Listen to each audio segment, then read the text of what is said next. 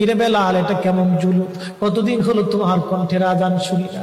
বেলাল রে, তোর কি মন চায় না আমি নবীর জিয়ারতে আসতে? বেলাল আয়, আমি নবীর জিয়ারতে আয় রে বেলাল আয়, কতদিন হলো তোমার কণ্ঠের আজান শুনি না।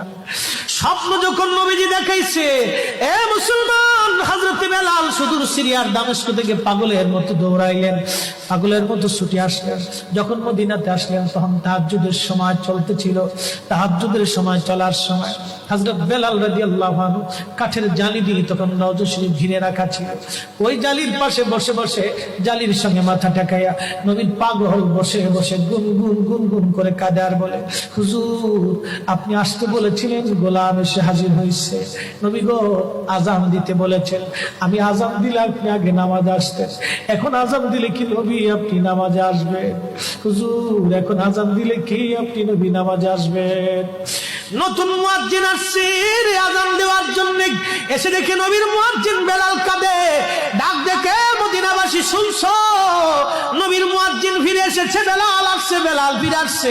এই কথা শোনার পরে সব সাহাবী ঘর থেকে বের হয়ে দৌড়ায় এসে দেখে বেলাল কাঁদে। সাহাবীরা বলে, বেলাল আজান দাও, কতদিন হলো তোমার কণ্ঠের আজান শুনি না। বেলাল আজান দাও, কতদিন হলো আজান শুনি না রে বেলাল। বেলাল বলে, সাহাবীরা রে, আমি আজান দিলে কি নবী নামাজ আসবে বলো? সালমান ফারসি রাদিয়াল্লাহু আনহু ডাক দেখে, সাহাবীরা আমাদের কথায় বেলাল আজান দিবে না, তোমরা যাও দেখো হাসান আর হুসাইন দুইজন ঘরের মধ্যে আছেন। ইমাম হাসান হুসাইন রাদিয়াল্লাহু আনহুমা যদি বলে তাহলে বেলাল অবশ্যই আজান দিবে। সালমান ফারসির পরামর্শে সাহাবীরা দৌড়ায় গেলেন। বর্তমান 7 নম্বর গেট বাবুস সালাম বরাবর একটা মসজিদ আছে, মসজিদে আলী। এটাই ছিল হযরত ফাতেমা রাদিয়াল্লাহু আনহার বাড়ি। এই বাড়িতে দৌড়ে যাওয়ার পরে ইমাম হাসান হুসাইন রাদিয়াল্লাহু আনহুমা দুইজনকে নিয়ে আসা হলো। দুইজনকে নিয়ে আসার পরে হযরত ইমাম হাসানকে দেখতে আমার নবীর মতো দেখা যাইতো, চেহারাটা রাসূল করিমের চেহারার মতো ছিল। নাতি দৌহিত্র নানার চেহারা পেয়েছিলেন, ইমাম হুসাইন ও নানার সুরত পেয়েছিলেন। দুই ভাই নানার সুরত পেয়েছিলেন। হযরত বেলাল রওজা শরীফ থেকে উঠে হযরতে হাসানের বুকের মধ্যে মাথা ঠেকায় কাঁদতেছে, ইমাম হুসাইনের বুকের মধ্যে মাথা ঠেকায় কাঁদে। হযরত ইমাম হাসান ডাক দেখে, নানার মুয়াজ্জিন, কতদিন হলো তোমার কণ্ঠে আজান শুনি না। যেই কণ্ঠ দিয়া নানার আজান শুনাইতা, যাও গো ওই কণ্ঠ দিয়ে আমাদেরকেও আজান শোনাইয়া যাও। যখন হযরত বেলাল ইমাম হাসান এই কথা বললেন, হযরত বেলাল দৌড়ায় গেলেন। যেই বনু নাজ্জার গোত্রের মহিলা সাহাবীর ছাদের উপরে দাঁড়ায় বেলাল আজান দিত। আবু দাউদের 519 নম্বর হাদিসের মধ্যে আসছে, প্রত্যেক ফজরের নামাজের শুভেচ্ছা আদিকের আগে বেলাল দাঁড়াইতেন। দাঁড়ায় আজানের আগে বলতেন, আল্লাহুম্মা ইন্নী আহমাদুকা ওয়া নাস্তাঈনুকা আলা কুরাইশিন ইউকিমুদ্দীনাক। প্রত্যেক ফজরের আজানের আগে এই দোয়াটা পড়ে বেলাল আজান শুরু করতেন। হযরত বেলাল রাদিয়াল্লাহু আনহু আজকে তাহাজ্জুদের আজান দিতে গেছে। আজান দিতে যাওয়ার পরে হযরত বেলাল যখন আজান দিলেন, আল্লাহু আকবার, আল্লাহু আকবার, আজানের মধুর ধ্বনি সারা মদিনার রন্দে রন্দে ছড়িয়ে গেল। মদিনার ঘর থেকে সব সাহাবী বের হয়ে দৌড় মারছে। আবার যখন বলেন আল্লাহু আকবার, আল্লাহু আকবার, সব সাহাবী, মহিলা, বৃদ্ধ, বনিতা ঘর থেকে বের হয়ে দৌড় মারছে।